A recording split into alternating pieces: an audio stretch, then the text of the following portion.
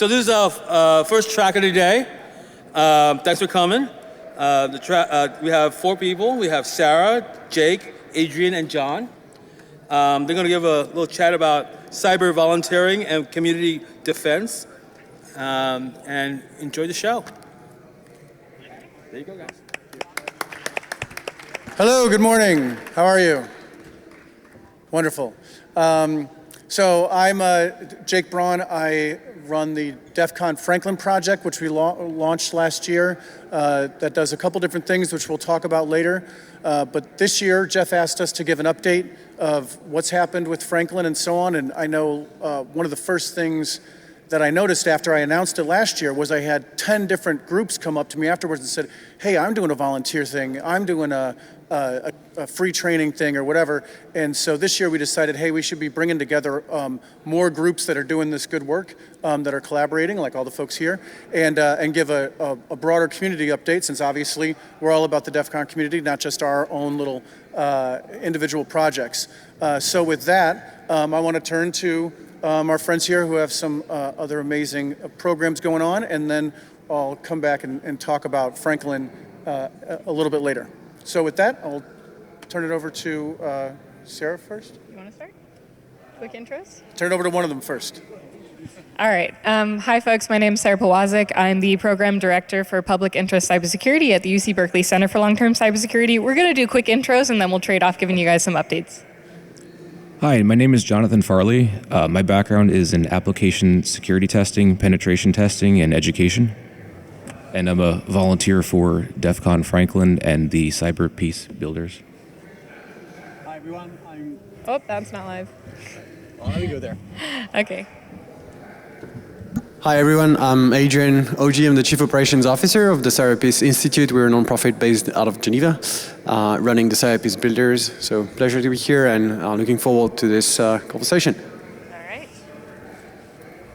So good morning, everyone. I'll kick us off this morning. Really good to see you all, and thanks for coming out to learn more about cyber volunteering and building cyber resilience. So we're going to kick off by sharing a little bit about what the heck cyber volunteering is and why you should care about it today more than ever. We'll talk a little bit about programs and lessons learned from 2 of the leading cyber volunteering organizations, DEF CON Franklin and the Cyber Peace Builders program. You'll get to hear from John, who's a real volunteer with both programs, share more about his experience, and we'll wrap with some Q&A and high-impact ways that you guys can get involved today in this movement.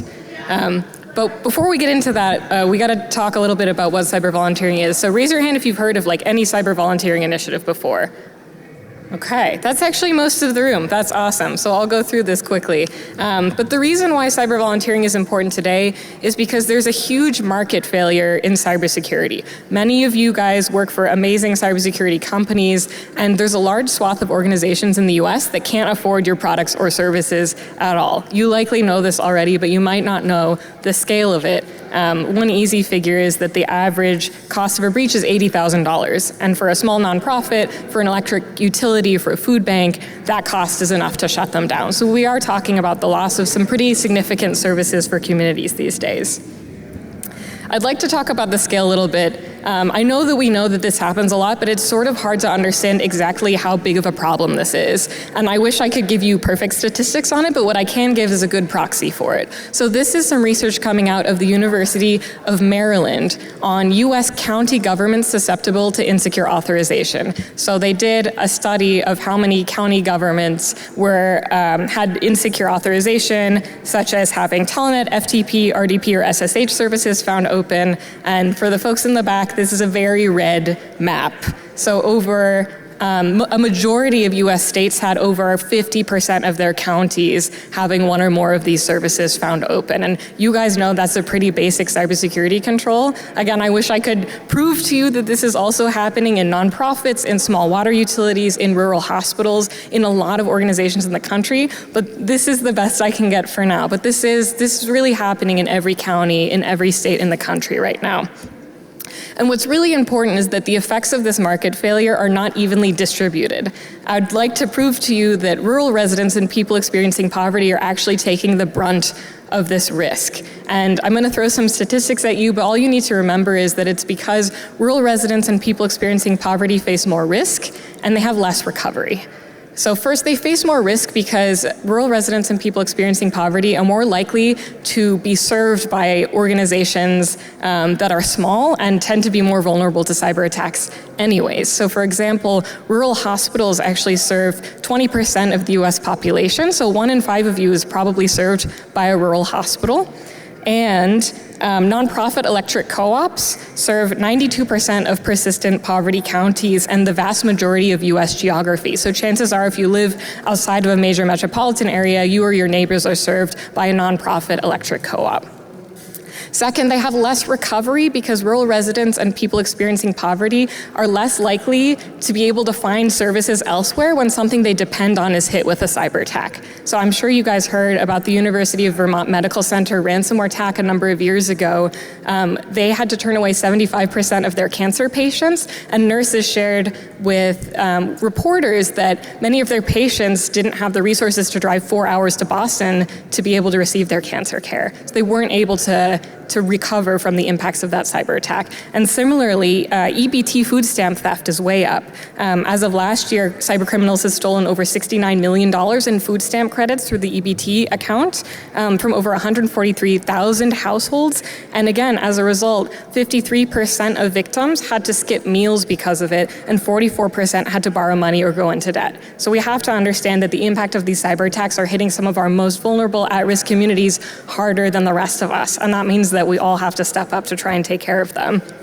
So I'm glad you guys have heard of cyber volunteering, but for those of you who don't, it is an organization of a bunch of different services that are provided to these community organizations completely pro bono and for free. So there's a lot of different kinds, there's a lot of different services, but it ranges from everything to cyber maturity assessments, to education, to training, implementation, and some organizations even provide incident response services. So really the mission critical types of hands-on services that organizations really need. We're not talking about toolkits, we're not talking about free software, we're talking about real people dropping in and being able to answer key questions, give advice, and help folks actually better protect themselves against low-hanging fruit cyber attacks. And again, individually, 1 or 2 of these volunteering programs might not make a big difference, but the reason that we're here today on the DEF CON main stage is that we've reached the point where we're able to serve many different states at the same time across many different services. Like, we are able to serve the entire nation at this point, but we need your help to reach an even greater scale. So a little bit more about the Cyber Resilience Corps. All of us are a part of it. It is a collaborative of many different cyber volunteering initiatives that offer different services, working together to make sure that our impact really reaches nationwide and that we're able to get hands-on services to the organizations that need it most. The 3 main types of cyber volunteering initiatives fall into these buckets. So the first is cybersecurity clinics. These are programs run out of colleges and universities, maybe a 2-year technical college, all the way up to a 4-year public university, where students train and learn to give high-level cyber maturity or risk assessments to small organizations. So they come in and say, here's the top 5 recommendations that you need. What is MFA? Let me talk you through it for a couple hours. That's the sort of services that cybersecurity clinics provide. There are state cyber corps programs. So these are state-enabled programs where states authorize volunteers to give services like training, implementation, and incident response services to small incidents in their state. And finally, we have nonprofit programs like DEF CON Franklin and the Cyber Peace Builders that you'll hear more about today. But know that there's a very wide variety of folks running programs like this that provide volunteer services in different flavors. Now, let me tell you how we're doing so far. I won't lie and say that we've got every single person covered in every single state, but we're making a lot of progress. So right now you can see that we have 51 cyber volunteering groups across the United States right now. 4 of those groups are remote and serve nationwide, and the rest of them are very regional programs. These really are communities stepping up to take care of themselves and their neighbors, and they mostly serve their surrounding city, county, or state, and just 4 of them are serving nationwide. We have 29 states represented that have one of these regional programs, and across all the programs we have about 4,213 volunteers. So again, we are starting to reach that nationwide scale, but we're not quite at the point where we're able to reliably point everyone who needs help in any state to a program that has availability for them.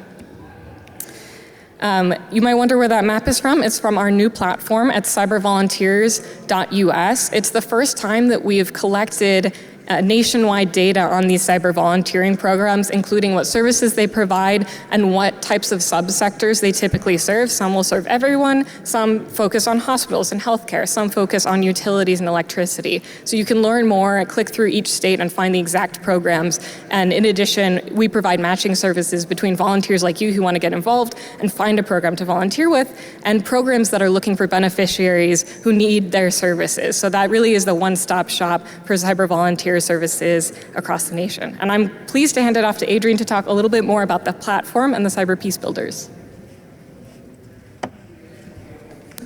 Thank you, Sarah.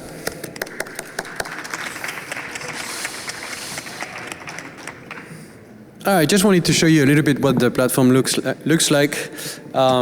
It's, as Sarah was explaining, meant for two categories of people: volunteers, hopefully like you, seeking to join a volunteer group or set up a new one, and under-resourced organizations looking for help from volunteers.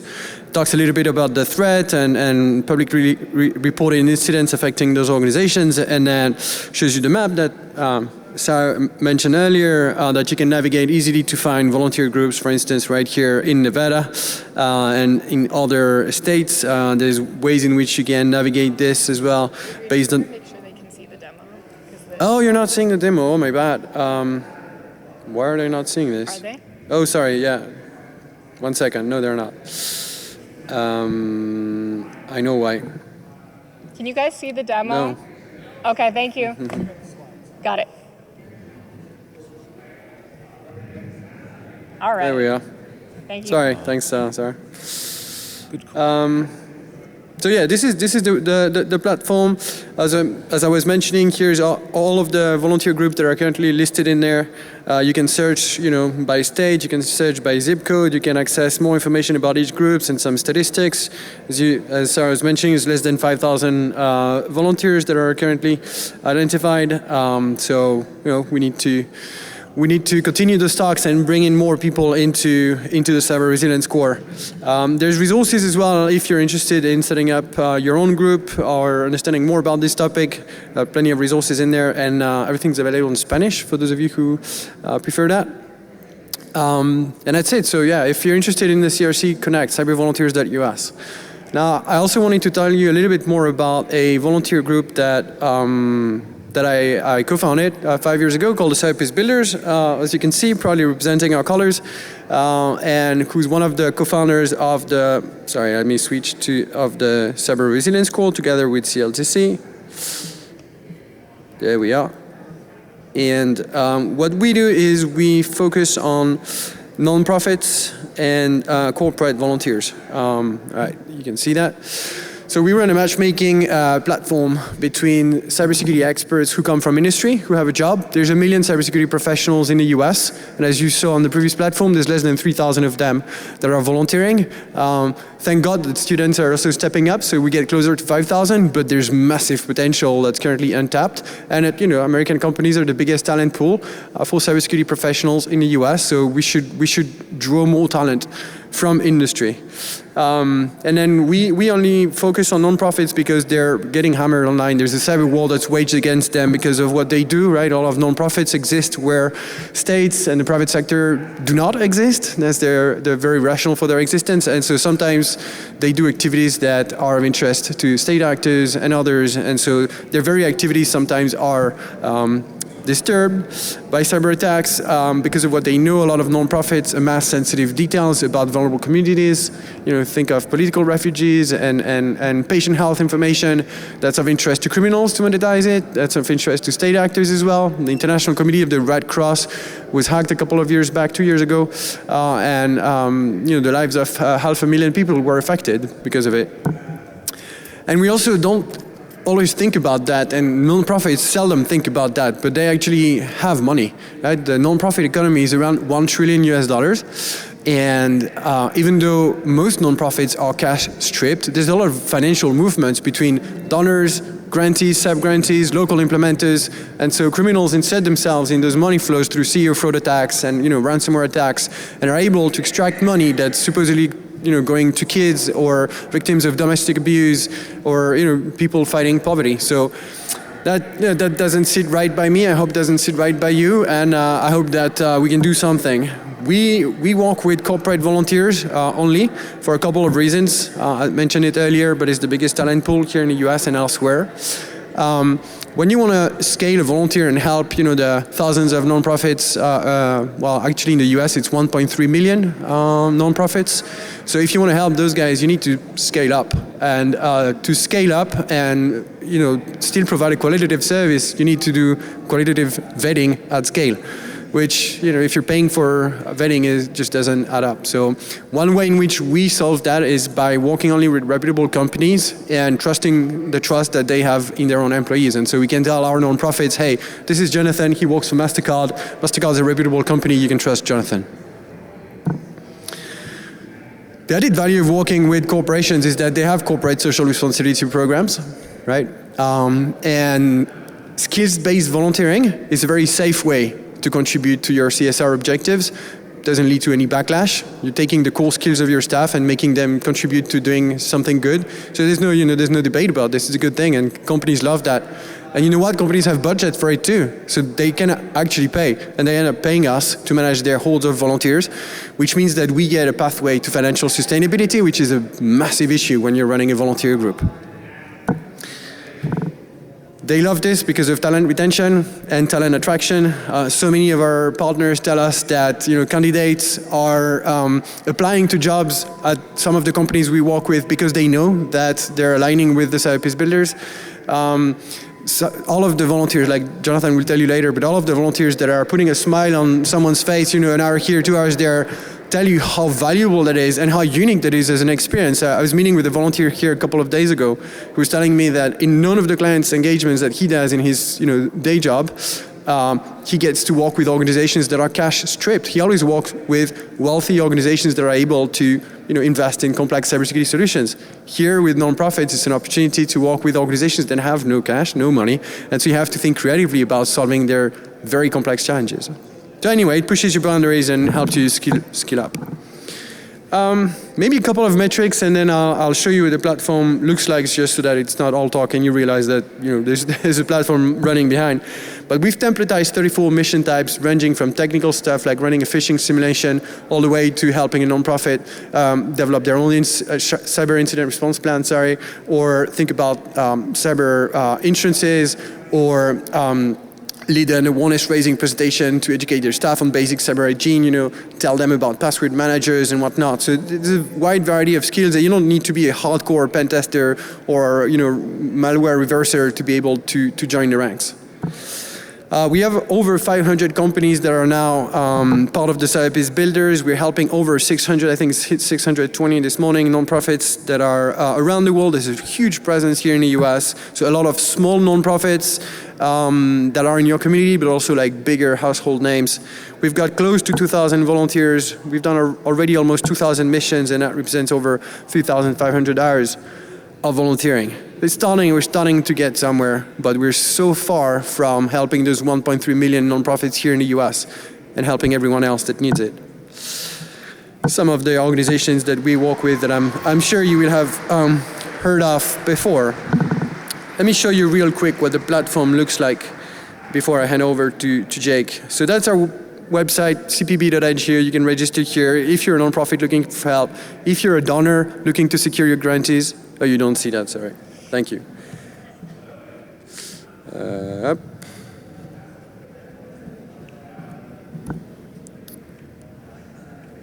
Yeah. Now you can. Okay. So yeah, if you're a nonprofit looking for help, if you're a donor looking to secure your grantees, if you're a cybersecurity expert, and I hope many of you here are, and you want to volunteer, you can. If you're running a company and you want to make that available to your staff, you can. So hop on there. This is my admin platform, just to show you like the number of missions that are ongoing, that are waiting for support, that have been done already. Like there's a lot of activity. But as a volunteer, I'll focus on that. If there's some nonprofits in there, come and see me after the talk. But as a volunteer, you get your own dashboard. You get to see, what you've done so far. This is a demo account. You get to see the feedback that you're getting from the nonprofits. This is the mission board where you can apply it. It's very simple. Like, you just, all right, I want to do an awareness raising presentation. It's an hour meeting with the nonprofit to educate them on basic cyber hygiene. We give you the deck. You can use your own deck if you want. Check the details here. Make sure you speak the language. You're in the same time zone. You book a meeting, and that's it. Then you'll have a meeting with them, but you'll also be taken to a separate space where you can chat with them, exchange files with them, prepare the meeting. Some activities are more like asynchronous, like you have to chat and prepare a few things like a phishing simulation. Some activities are more synchronous, like running a presentation for the staff. So it's up to you to decide what you want to do. And some important detail I didn't mention is that everything we do is scoped to be done by corporate volunteers, so it's always 1 to 4 hours, not more. We're really trying to make you be able to fit that during your working day when you have a little bit of a downtime. So we don't want you to volunteer during the night or during the weekend. It's really during your working day. That's it. You have badges and stuff you can put on LinkedIn for social media if you're interested. If you're volunteering as part of a company, you get access to a company dashboard where you see what everyone else is doing in your company. I'll go back to the slides and say just a few things around lessons for us this year. Sorry, let me go back to PowerPoint.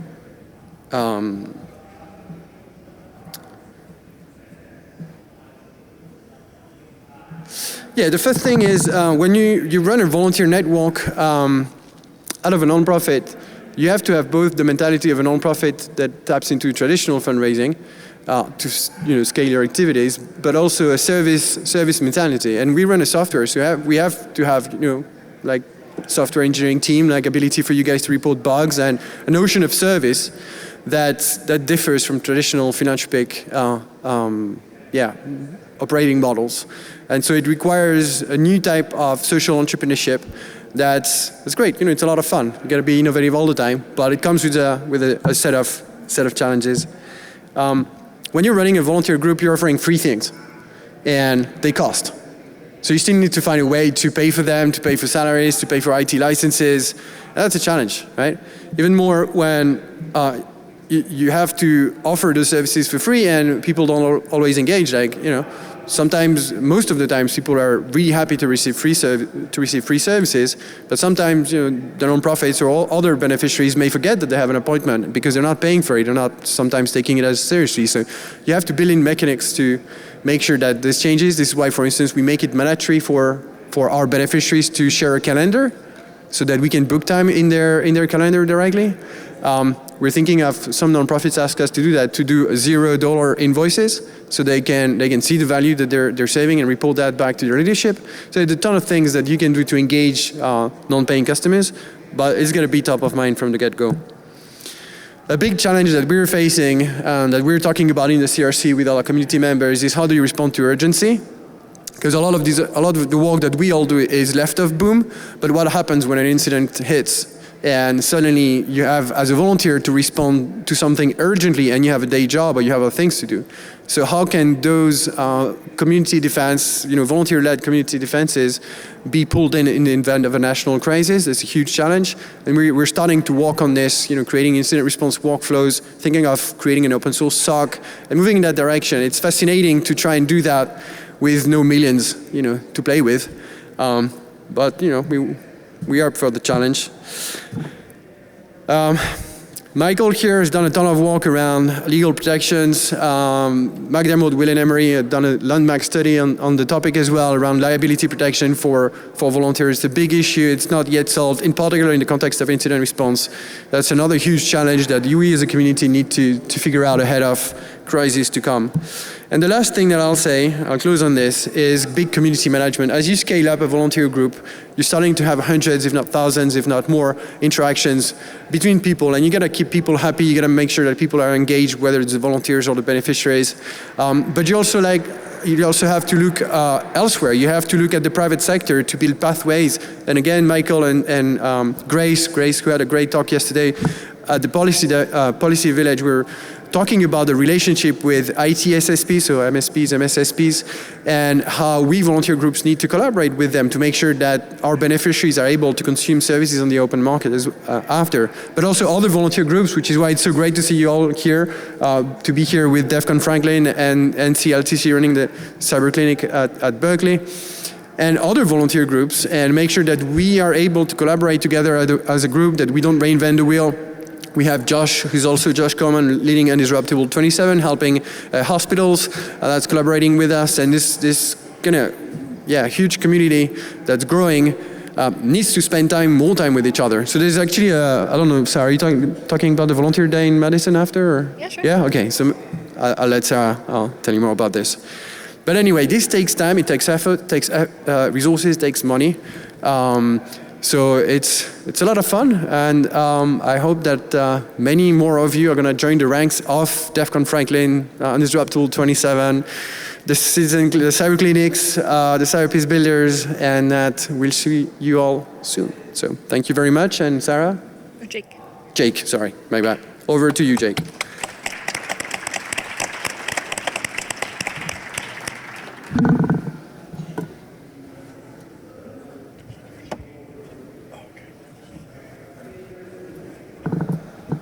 I have no idea how this thing works, so we'll see if these slides actually move. My role today is to give an update on the Franklin project, which is an official DEF CON project that we launched last year. By way of background, Jeff asked me to start this as I was leaving the White House almost exactly this time last year.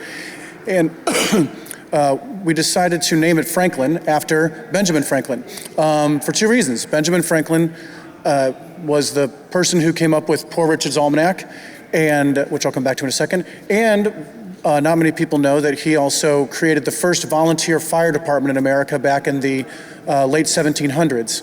And so we thought that he kind of embodied a lot of what we wanted to accomplish here by empowering the DEF CON community to volunteer their time and expertise to help with areas that desperately need cyber support but don't have the resources to do so, and then also to chronicle what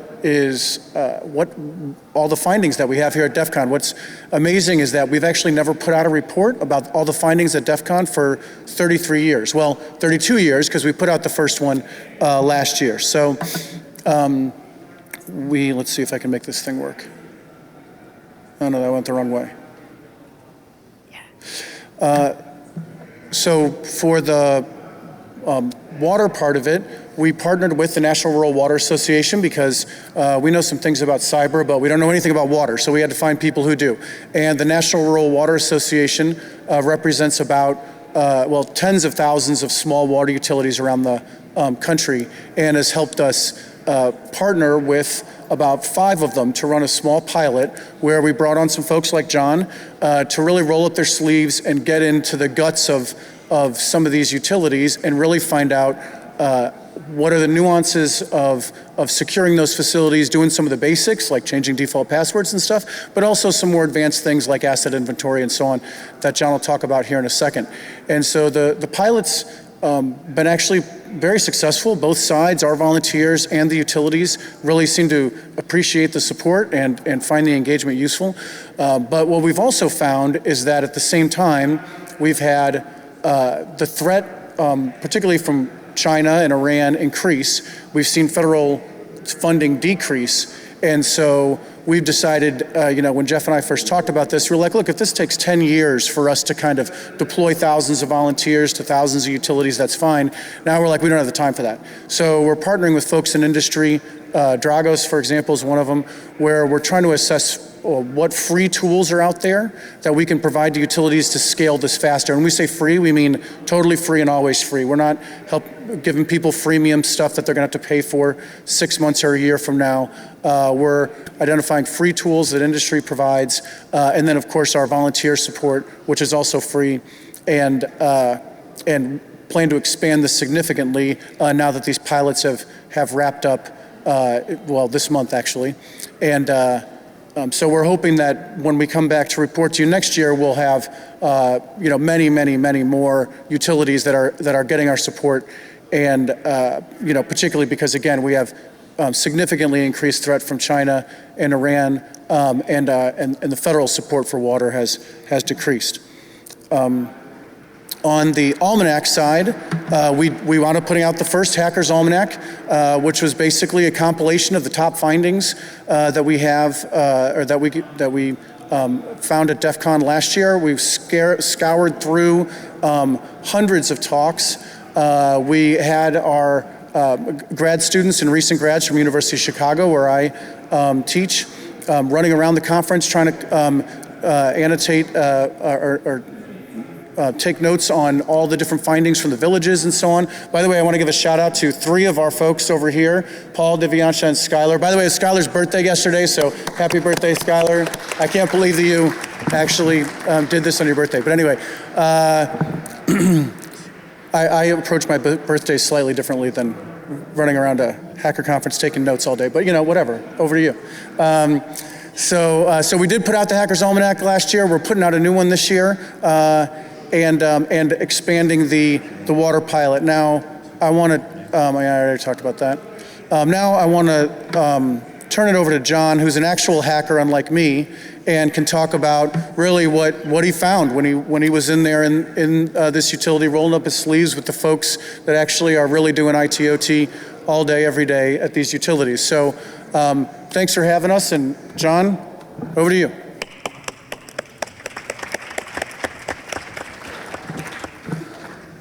Thank you, Jake. My name is Jonathan Farley. I have a background in application security, penetration testing, and also education. I'm going to briefly describe some volunteering experience with DEF CON Franklin and also Cyber Peace Builders. So the role I've had in all this has been sort of a blend between a virtual CISO, advisor, and also technical subject matter expert. I believe there's a lot of work to do in this space, and I also think that open source will have its day in cyber very soon. There's a lot of great work happening in that field, so can't wait for it. Small organizations like these rural water districts and NGOs, some of them think they fly under the radar, unfortunately. The very first question, funnily enough, that leadership asked of me in our first meeting at the small water utility was, I understand the need for robust security, but who would want to attack us? So the answer is obvious for us. But for them, they see the news, they see Colonial Pipeline, they see Russia, Iran, and they're thinking to themselves, oh, I'm small, my organization's only a couple of hundred people, the whole town's a couple of hundred people, why would they go after me? There's no tactical advantage to that.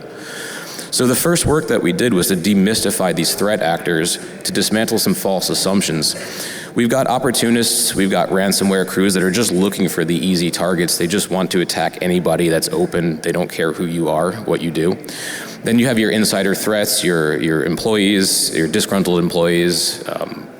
They're all people who want to attack and destroy. Very early this year, actually, very true story that happened, and it was almost coincidental. Before our work even officially began, when we were still in talks, one of my colleagues in volunteer from Franklin, Tim Papa, he was informed about a spear phishing attempt of a 500 person town from a water system official to a town clerk and treasurer. Now, it was a spear phishing attack, and the attacker had clearly done their homework on this. So they were impersonating one town official to another.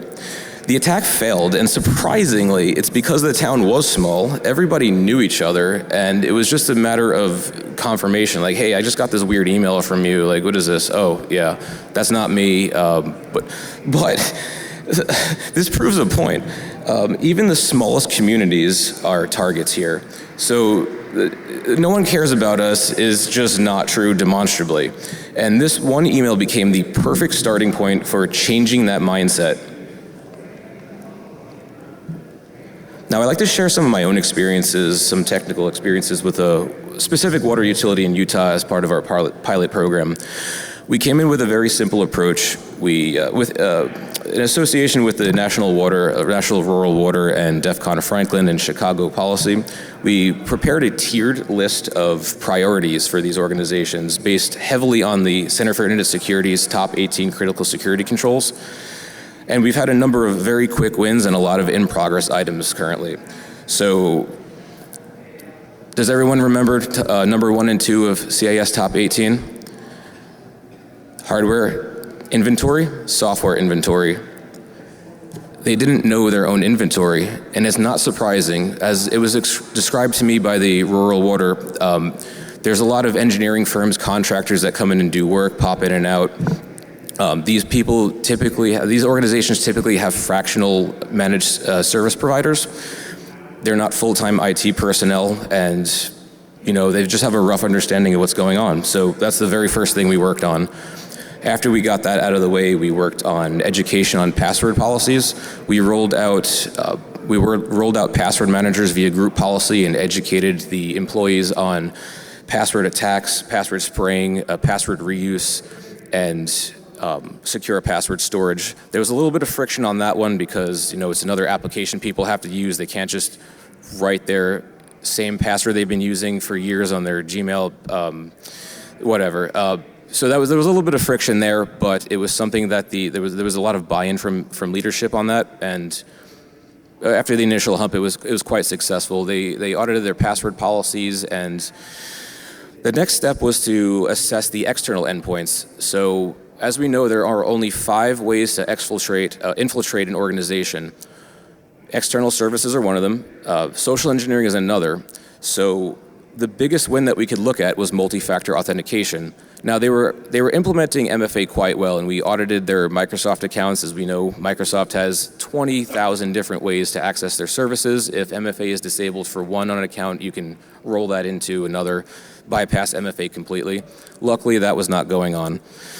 But they have a number of third-party applications that they were using for stuff like transfers, bill pays, things like that weren't even associated with their networks. So we took a look at that and made sure MFA was enabled on these services. After that, we did some really quick, easy vulnerability scanning and discovered some spicy services on their ICS network that we discussed and handled. But we're in the process of a couple of other action items. The big one right now is that their wireless is a complete shit show. They're using pre-shared keys, bring your own device, employee devices, personal devices. Bring your kid to work day. Now they're playing Roblox on their iPad on the utility network. So that's fun. Again, like I said, there's a problem here. They've got fractional MSPs, and this is an easy thing to do for us to set up Radius or to set up Active Directory certificate services. Once you set that stuff up, it's pretty much, you don't have to touch it again. There might be some misconfigurations with ADCS, but you need someone with that expertise to go in there, and these utilities and organizations don't have that, so they need people like us to take a look at the space and say, hey, this is what you could be doing, and we can do this for you. It's something that they're having trouble with themselves. We're working up the tiers currently. After we got the initial quick wins out of the way, we're working on some long-term planning, such as incident response planning, malware defenses.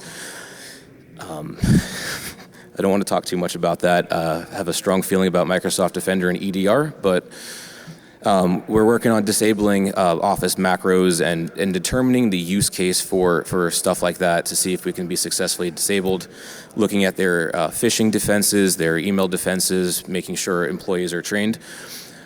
We went through some hands-on phishing exercises with employees. Now, we don't have tools like KnowBe4, and I don't like them anyway. I don't think people watch those stupid animated videos. So I decided to use the free Google Jigsaw quiz, where they present the end user this realistic phishing scenario, like you've got a Google document, click here. It tells you exactly where the malicious indicators are, and that was extremely well received by a lot of the employees and the leadership there. And we did it based on an honesty policy. They just screenshotted their results, sent it in an email, and that was it. So there's more work to be done there, maybe some phishing exercises in the future. But you'll notice I haven't said a thing about penetration testing yet. That's coming up soon. I think there's a time and a place for that. But with buy-in from leadership initially, I didn't think it was a case that needed to be done. It was almost like shooting a fish in a barrel. But that will be done in the future to validate some of the controls we've been implementing and to validate that people are paying attention to their training.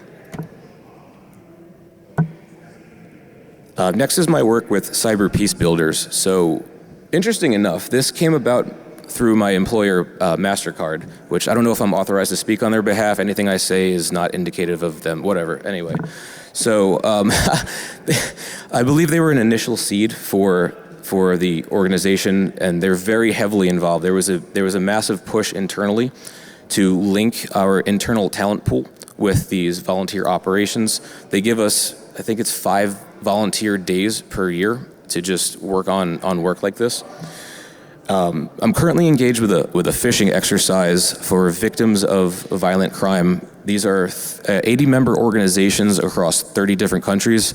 So these are high-impact missions that are touching a lot of people. And, you know, you spoke a little bit about these missions and how they run the gamut between asset inventory management, implementing firewalls, reviewing policies, and even advice on VPNs, endpoint security, AI rollout.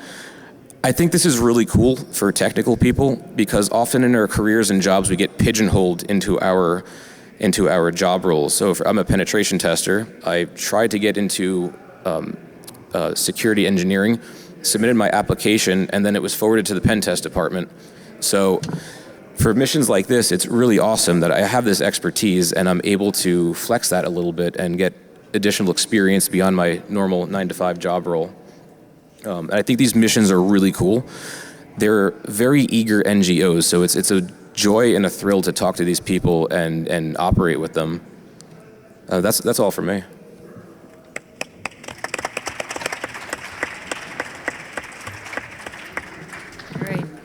Thanks, John, and hi, everyone. I see we've had a handful of folks come in, so while we're wrapping up, we have a couple minutes for Q&A. If you guys want to start lining up by the mic, if you have any questions for us, please do so now. But again, we're all from the Cyber Resilience Corps. We're each running different cyber volunteering programs that help small at-risk community organizations like nonprofits, like rural entities, like rural hospitals, electric co-ops, all the small little organizations that really uphold our public life. Maybe you've been listening in and saying, gosh, that sounds like a lot of work. I'm glad you guys are taking care of it for us. Or maybe you're sitting there and saying, I could do that. I hope you're the second one. We're going to talk a little bit about ways that you all can get involved, whether or not you're at a university and you're a student, whether or not you're a faculty there and you want to start a cyber clinic, whether or not you want to join one of the awesome programs that we run here, whether or not maybe you're a community leader yourself and you're like, you know what, I have a bunch of buddies. I'm going to get them all together and we're going to go help our local water utility. There's a bunch of ways for you to get involved, so we hope that you are excited about this work and that you want to participate. We'll do a quick down the line, calls to action for folks, ways to get involved. Yeah? You want to take questions? Okay, we'll take questions. Sure? Hi, looking at the website for Cyber Peace Builders, I see that you're not accepting applications from anybody that works in any sort of public sector. Is there a reason for that, or any intent to change that, or other ways that we could get involved? Yeah, there's many ways you can get involved with other groups. The reason we don't take people from the public sector is because in certain countries there are tensions between the public sector and the non-profits, and we don't want to have to make exclusions based on your nationality. So we stick with the private sector for now. It may evolve in the future, but there's tons of groups. Jake, people can come from the public sector, you can go and volunteer there. Undisruptible 27, CRI Zach, I think there's a guy right below you that's trying to volunteer with them. So yeah, there's many opportunities where you can use your skills if you're in the public sector. Thanks. Thank you. And just a second follow-up question, poking around the Cyber Resilience Corps website. I see that there's like groups that are local to me, and a lot of volunteerism is driven by, a desire to impact your local community. But I wasn't able to like click into any of the groups on the map, and I wasn't able to figure out like what combination to answer the questions to get my local groups to pop up. And it was telling me to volunteer in Wisconsin, even though I'm from Texas, and it was just kind of wacky. Cool. Yeah, are you on mobile? No, laptop. Oh, well, there you go. So what he's referring to is a platform where you can enter in, like, I have this specialty, I'm in this state, here's where I want to go. The downside of that is that a lot of the time it spits out nothing because we don't have enough cyber volunteering organizations across the country. And so really our biggest ask today is, like, if you're coming up with nothing, maybe you're the one to start that program. So we have 4 nationwide programs, but the rest of them are hyper-local, and so it's likely that you're in an area that doesn't have one yet. There are a few statewide programs, but it might not be there yet, so maybe that's for you. So come and talk to us, visit cybervolunteers.us, tell us if there are bugs, we will fix them, and thank you guys again for your time. We have cards and stuff if you want to come and learn more and start our programs. Thanks for your time.